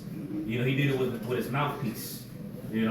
So he was a motherfucker that could really talk, which just makes sense. Like he made mention of Trump. Not saying it's him, but there are very similar characteristics when you look at it. That's why this is where you get Daniel 8, where it talks about through his policy, he always practiced prosper. That's specifically talking about Antiochus before going into this kind of here, January speech through the way he was able to advocate for gas. Right. And you saw those same flatteries here recently. We're gonna keep using modern day examples. Trump, the Netanyahus, these different Edomite leaders, and you wonder how they got in position of power. They did it through flatteries. That's what Esau's known for. He's gonna flatter his own people, and Trump definitely did that. He came up with MAGA, and everybody was with that. Now these same MAGAs got an attitude with this nigga. Yeah. Want him impeached. Yeah, they want him impeached. That's right. You got it, bro. It says, verse 23 again, and after the league made with him, he shall work deceitfully, for he shall come up and shall become strong with a small people. There you go. We just broke down. You got it. Verse 24, he shall enter peaceably, even upon the fattest places of the province. Very fruitful lands, prosperous areas. And he did it to scope them out. All right, because he eventually wanted to take that shit. So he went up in there with flattery, speaking peacefully to the inhabitants up there, but really deep down he wanted that shit. Because again, he didn't have a whole lot when he started, but he's trying to expand. And him trying to expand, he couldn't do it through warfare like his predecessors did. He did it through flatteries. Okay? Real quick, precept, real quick. Psalm 55 and 20:21. He has put forth his hand against us to be at peace with him. He has broken his covenant. The words of his mouth were smoother than butter, but war was in his heart. His words were softer than oil, yet were they drawn as oil. That's right. That's right. There you go. And this is a chief embodiment of that scripture as we're reading about this history. All right. It's pretty much, he used a new strategy that his predecessors wasn't doing because they was just going in there guns blazing. He did it through another way. He did it pretty much, how did I write it down? By controlling people through their distribution and wealth. That's how he was able to scatter the prey and spoil and take riches. You got it, brother. All right, continuing on here in verse 24, in the middle it says, and he shall do that which his fathers have not done, There you go. nor his fathers' fathers. He shall scatter among them the prey and spoil and riches. Yea, and he shall forecast his devices against the strongholds, even for a time. There you go. So he shall forecast his devices against the stronghold. Brothers know what that means? Yeah. Pretty much, he's seen afar off what his plans was. He's seen all the fruitfulness and the riches, and he's like, hell yeah, I'm finna eventually get that shit. Just as, the time of King Hezekiah, when he allowed those Babylonians in the temple, where eventually later on they seized it. They was forecasting shit around that time. They looking like that. Okay, cool. We know what y'all got. We finna go in there and take all that stuff eventually. You know, you like it too. You know, it says before the morning is light, they practice it. You know, that word practice in the Hebrew is Aisha, which means to do to accomplish. You know, he devised iniquity. When he devised it before he even did it, he had to go up in there and scope the scene out to know, okay, yeah, that's why he used peace. Yeah. In the beginning, to scope the scene out so that how he could use the sword eventually. And that's how Esau works. That's how he moves. To this very day, that's how Esau get down. To come peaceably and, you know, with his friend, all this other bullshit. But really, he's plotting. Hey, buddy. That's right. Forefathers of rock, room for Ecclesiastes. During the time of this time period, he says, receive not every man into your home, for many men have deceitful trains. You know, so you can very well be making reference to, this king, but that's just practical wisdom in general. Whether it's that king or any of those kings, that's the shit that they was on, the Edomite king. So he's speaking from a perspective of somebody that was under the Edomite rule, just like we are. So it makes sense for that to be the case. That's why I like Sirach so much when you read about that wisdom, because we apply it today because he was living during Edomite supremacy in that time, during unjust rule of Edomite supremacy at that. You know what I'm saying? So, very, very solid point. That's one thing, as prophets, as you go through the scriptures, no matter what point in time in history you in, you correlate it to today. That's right. You know what I'm saying? And going into that history, the way we're going into detail, we'll be able to tell our version of it someday. You know what I'm saying?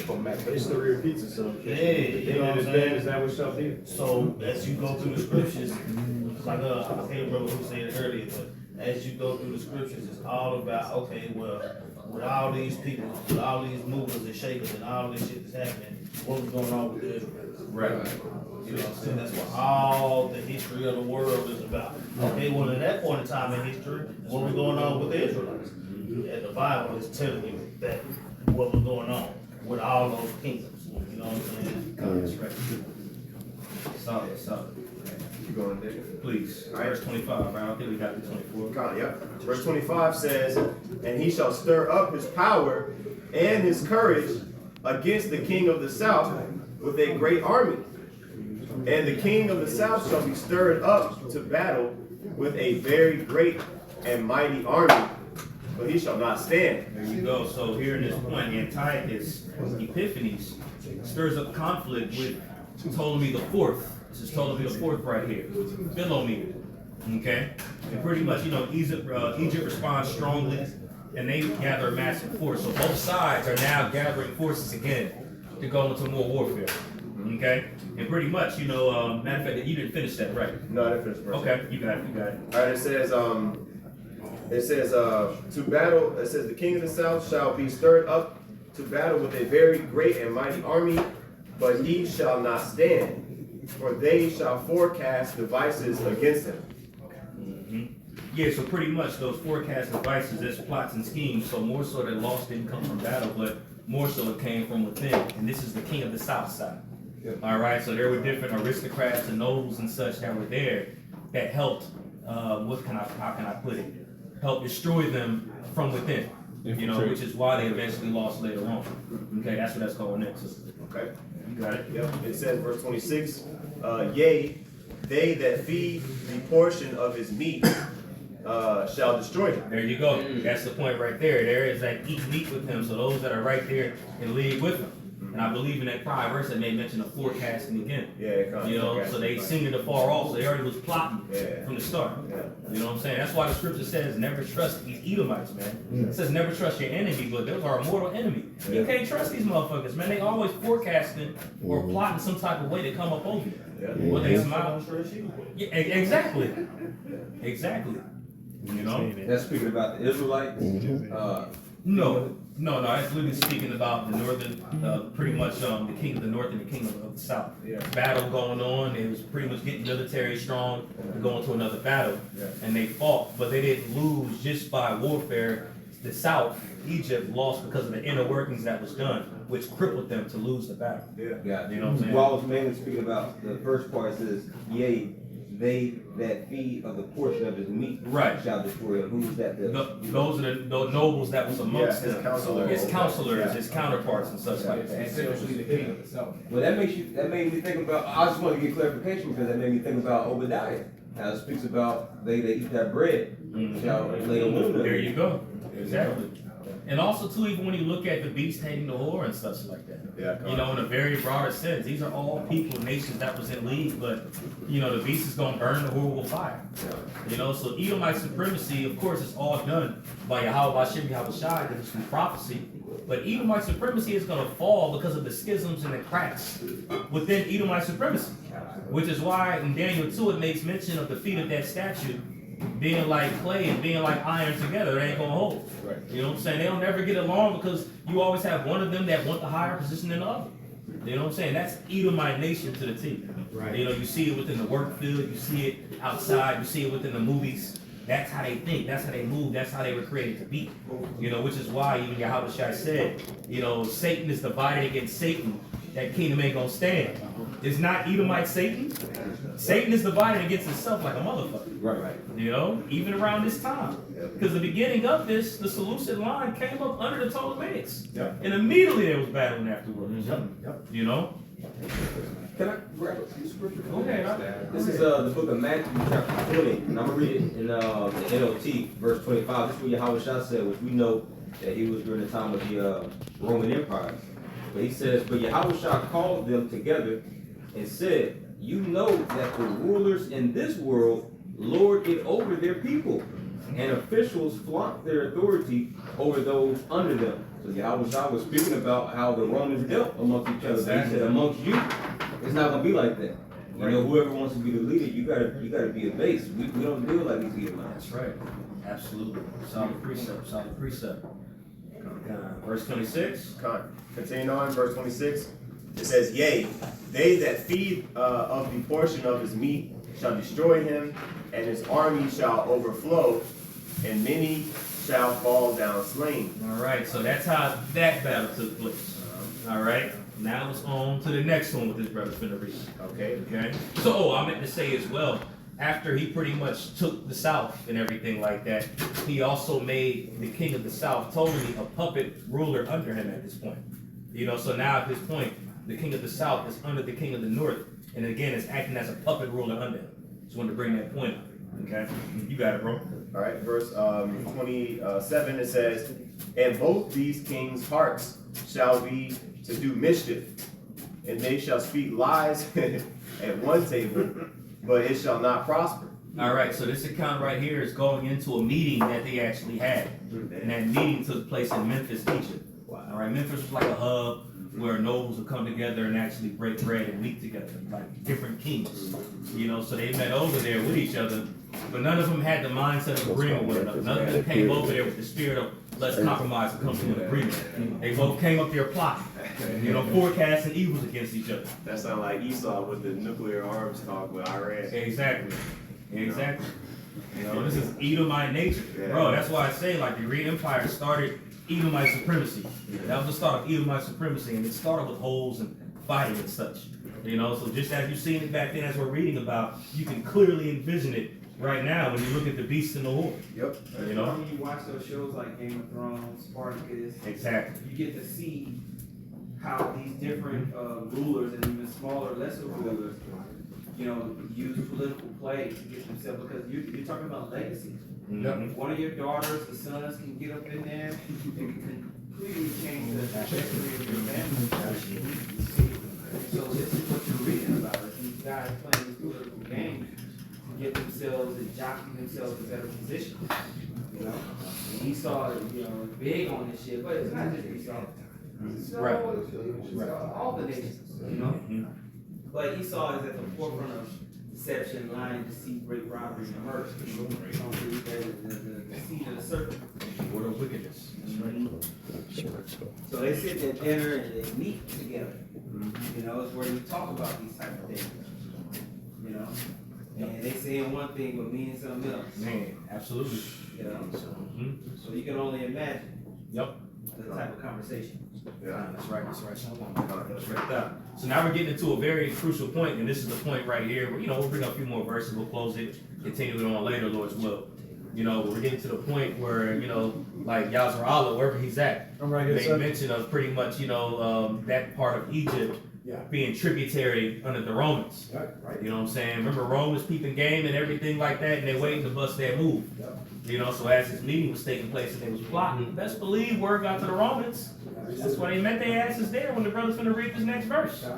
You got it, bro. Kind of back in Daniel 11 and 28, it says, then 20. Oh yeah, that's right. Yeah, 28. Yes, sir. it says, then shall he return into his land with great riches, and his heart shall be against the holy covenant, and he shall do great exploits and return to his own land. All right. So as he was going back to return, he was like, "Let me go and fuck these Israelites up again. Let me go right over there." We were right there. He had kind of passed by anyway, see what was going on. And best believe as he went over there, we don't know the exact details of how that conversation went, but he was definitely pissed off about something because he wanted to take his anger and frustration out towards us, and not even just us, because as it was read earlier that pretty much they already started to occupy our territory anyway. When now was coming to the point where he's he's looking to sabotage the temple. You know what I'm saying? The covenant, how we do worship, how we do our service and such. Our connection to Yahweh Hashem Yahushai. He was coming to break that apart. Okay? You got it, bro. All right, it says, verse 29, and at the time appointed, Matter of fact, I'm sorry, brother. Salaki. Can somebody bring up 1 Maccabees 1 and 20 about this show? Okay. The first Maccabees 1 and 20, it says, and after that Antiochus had smitten Egypt, he returned again in the 143rd year, and went up against Israel and Jerusalem with a great multitude. So after he went to Egypt, he returned again, had that deal, came back, and did exactly what this brother just read. That's why, like Elder Ariella said, 1 Maccabees doesn't really start until around the 4th Syrian War. Now, what verse are y'all in? In Daniel. 29. Right now, currently Okay, 29. so y'all approaching this part. So now we're at a part to where Rome is highly involved. Yes, sir. Yep. Okay. Absolutely. So now there's wars happening, which is called the Macedonian Roman Wars, or the Macedonian Roman Wars, or something like that, where you have the Seleucid Empire going back and forth with the Romans. So guess what the Israelites are doing? They're making pacts with who? Rome. Yep. Read that earlier. That's right. Okay. So you'll see where our people, are going back and making leagues with Roman Edomites at this time, because by this time, Edomites have taken over what's called the Latin area, and pretty much pushed Japheth up out of there. Now, they pushed Japheth up out of there hundreds of years before that. But they worked up in there through marriages in the same way we've been reading about. And slowly worked their way up and built themselves up. And they were a mighty empire. Not the Pax Romana that we understand, but this is like before Julius It's a republic. Julius Caesar doesn't come around until about 48 BC. Yeah, absolutely. Right? So we're seeing at this point Rome is still Rome. Yeah, absolutely. So so even the Greeks are looking at Rome at this time like, we're trying to be cool with them. And so Israel is like, yo, we're gonna fuck with Rome. Yep. So to keep solutions off our back. That's exactly it. Okay. That's right. That's right. It's a spirit. And the water for clarifying that, because I made mention, it could have been Etruscans or Edomites, so the water for that. Yeah. So that was Edomite supremacy, even dealing with Rome fully at that time. At this point, Esau pretty much has taken over that area. Gotcha. Because you had something called the Greek Dark Ages that's happening from like roughly around like 1100 to 1100, maybe 750 BC, where at that time, like you have the Dark Ages today, where they call it, where there was nothing going on, as Esau said, but it was really the downfall of Jacob in Europe. It's the same stuff that was happening in Europe at that time. It was the fall of Japheth, or the Minoans, for lack of better words. You know what I'm saying? But it's pretty much Japheth said. Right. So there's this period of where there's no history. Like Mother and Carver, stone nut, bullshit. Exactly. Right? It's just, you gotta take it. History got use of it. That's right. That's right. Okay. And just like Tazama was saying, you can Google it. Google it. It's called the Greek Dark Ages. Okay. You did a lesson on that years ago. Yes, sir. That's right. Back in Daniel 11 and verse 29, it says, "At the time appointed, he shall return and come toward the south." All right, so it says it right there. Come toward the south. So now we're gonna go back to Egypt again. Okay. All right, it says, "But it shall not be as the former." Right, because they met up last time, even prior times they had battles, it was winning. You know, Egypt was through. But it wasn't gonna be nothing like that time because the big dogs came out to play. It's gonna go into it here real quick. It says, "Or as the latter." Okay, it says verse 30, "For the ships." Read 29 again, Salaki. Okay, all right. This is Daniel 11:29. "At the time appointed, he shall return and come toward the south, but it shall not be as the former, or as the latter." There you go. And the following verse is gonna explain why.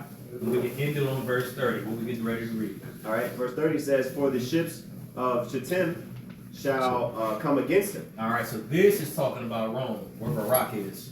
Yeah, see, it makes mention of Chittim right here. Yeah. This is talking about Rome. Okay. All right, and actually the one that actually met up with them, it was an individual by the name of Gaius Populus Lanus. All right, and it was a Roman envoy that met with them. And just as the elder Yarologist said, while he was going to do it, they drew a circle in the sand around him and pretty much said, before you get up out the circle, make sure you make your next move your best move. You know, pretty much sunned them, for lack of a better word. And this Antiochus Epiphanes we're talking about. Very proud, you know, evil, arrogant, especially when he's in a position where he can't do nothing at that time. You know what I'm saying? Got sunned that bad.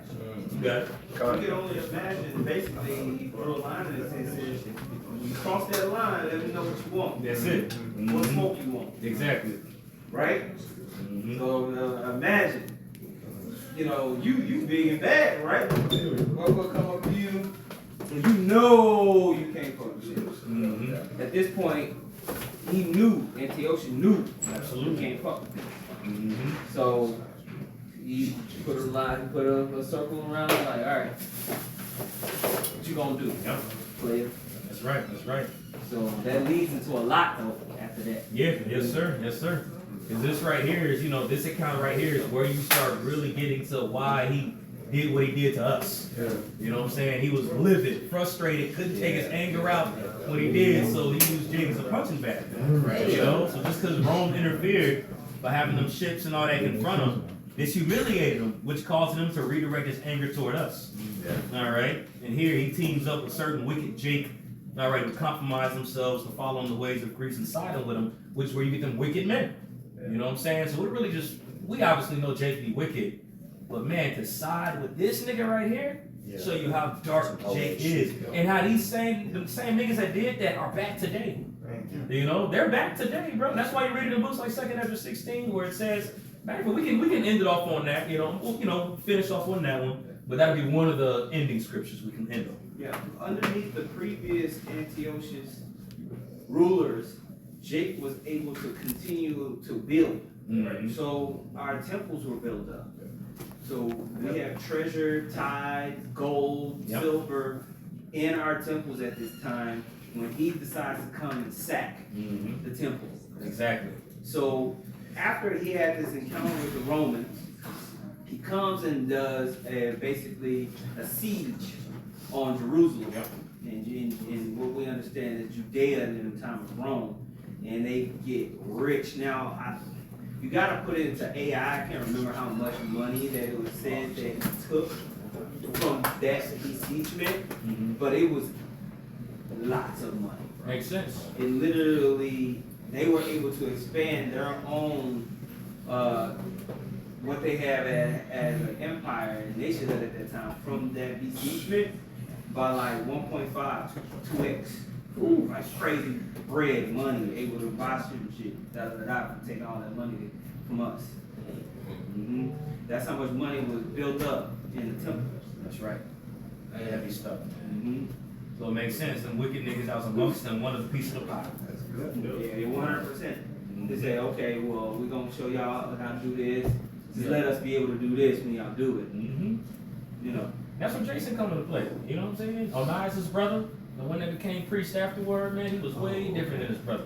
Because as we read it earlier in 2 Maccabees 3, when Onias was the high priest, his name reached different regions and they had respect for him. You know, Onias is one of the reasons why Jake was so great around this time in the temple. You know, I mean, it was the Lord clearly, but as we read it in 2 Maccabees 3, it literally says that. You know, so the temple was owned at this time. You know, and that's why he wanted to take it. You know, not only just to put his frustration off, but to get that bag, to get that bread. Yeah. Because the Edomites were talking about. Huge bag. Mm-hmm. That's right. And you know, we can read 1 Maccabees. Let's bring out 1 Maccabees 1 and 11. I know we read verse 10 earlier. So what? Like, I do have a question though. Mm-hmm. Because obviously he did, you know, steal from our temple. But when you read that in 2 Maccabees, the 3rd chapter, the angels, you know, beat Heliodorus' ass. So when he get the treasure? Okay, no, so the time of Heliodorus was a little bit before that. Oh, okay. That goes into pretty much them scoping the land. It was a lot that took place. He didn't act, 1 Maccabees takes place after parts of 2 Maccabees, what you just read right there. Yeah. You know, so they already had the idea, they know what the temple was worth and everything, but eventually they sacked it completely. Which is where you get the Maccabean revolt that came forth later on, which was led by, you know, Judas Maccabees and such. Because Heliodorus was around Seleucus the fourth. Right. Antiochus the fourth was after Seleucus. Mm-hmm. Yeah, Antiochus was still in jail, captive in Rome at that time, which you're going into. Yeah. You know. For sure. We read that, you know, that 1 Maccabees 1:11, and we can end it on 2 Ezra 16, going into that insurrection.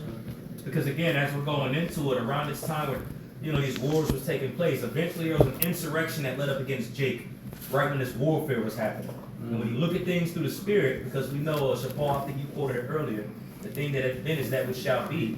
While they're in war, it's going to be another siege against us again. You know, Jacob's trouble. You know? All right. 1 Maccabees, chapter 1, verse 11. In those days went there out of Israel wicked men who persuaded many, saying, let us go and make a covenant with the heathen that are round about us. For since we departed from them, we have had much sorrow. There you go. So pretty much they was in the spirit of them Jakes in the wilderness, man. We want them onion. They was in that spirit. Yeah. You know, we catching hell, so we might as well make league with them. Traitorous ass niggas. And there was a lot of them back then. The best believe as there was a lot of them back then, as we about to read in 2 Ezra 16, there's a lot of them that are getting ready to pop up. Yeah. You know? Clearly see it. These guys that want to be in the spotlight, want to join hand in hand with Esau, sit down with them and shit. These gonna be the same ones that would have joined league with them in that time. You know? That was it on that one, pretty much. And whoever got that 2 Ezra 16 held, to jump straight to the point, go to that great insurrection. This is 2 Ezra chapter 16, verse 15. Let me start a few verses prior, I'll be sure. All right, here it is. I'll start at verse 68. Okay. 68. You said 65? No, you got it. 68 says, for behold, the burning wrath of a great multitude is kindled over you, and they shall take away certain of you, and feed you, being idle with things offered unto idols. That's literally what happened during when we were sieged. That's literally what happened. You know, they took away the altar and had us worshiping, you know what I'm saying, to eat swine flesh and everything. You know, now in this day and age, it's going to be the MOTV. You know, they ain't going to be the swine flesh this time. This elder right here went to that years ago. Brought that point up. Yeah, but like it's going to be a new so-called, to a degree, a new abomination of desolation. It's going to be like a new abomination of desolation, exactly. I'll think the same. Mm-hmm. That's right. Verse 69, and they that consent unto them shall and they that consent unto them shall be had in derision and in reproach, and trodden underfoot. But there shall be in every place, and in the next cities, a great insurrection upon those that fear the Lord. There you go. So it's an insurrection that's getting ready to come to Jacob. Just as it was back then. The thing that then, I'm going to say it for a fourth time, is that which shall be. And there's no new thing under the sun. You know, when you notice the pattern, it's during the time of intense warfare. During the time of intense warfare, man. So just as it happened back then, that insurrection is going to take place again during the time of intense warfare. You know? Absolutely. You got it, bro. All right, verse 71. It says, they shall be like madmen, sparing none, but still spoiling and destroying those that fear the Lord. For they shall waste and take away their goods and cast them out of their houses. Then y'all say that Epiphany, that title is a madman. There you go. There you go. Happy man. And Epiphany is God has fixed. But still, madman sparing none. You see the spirit of that. The spirit always links things up through the spirit. You know? You got it. Verse 73, it says, then shall they be known who are my chosen. Well, it should have went into a burning. It should have went into the sellout jakes as well. It's around that. It's around that. It might be prior to 68. Yeah, I read verse 68. Oh, that was it. Read that again. It says, for behold, the burning wrath of a great multitude is kindled against you, and they shall take away certain of you, and they shall take away certain of you and feed you, being idle with things offered unto idols, or No, I saw that verse Said unto 68. them shall be at a derision There and you go. reproach. Yeah, that's the two For sure, thirds. for sure. There we go. There we go. Yeah, you know, verse 69. Okay. Yeah. Okay, yeah. So it was read. Salaki. You got it though. I'll read verse 72 again. It says, for they shall waste and take away their goods and cast them out of their houses. Then shall they be known who are my chosen. There you go. Then there shall be known who are my chosen.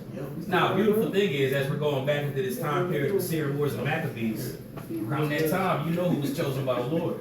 They was the ones that actually stood up and fought.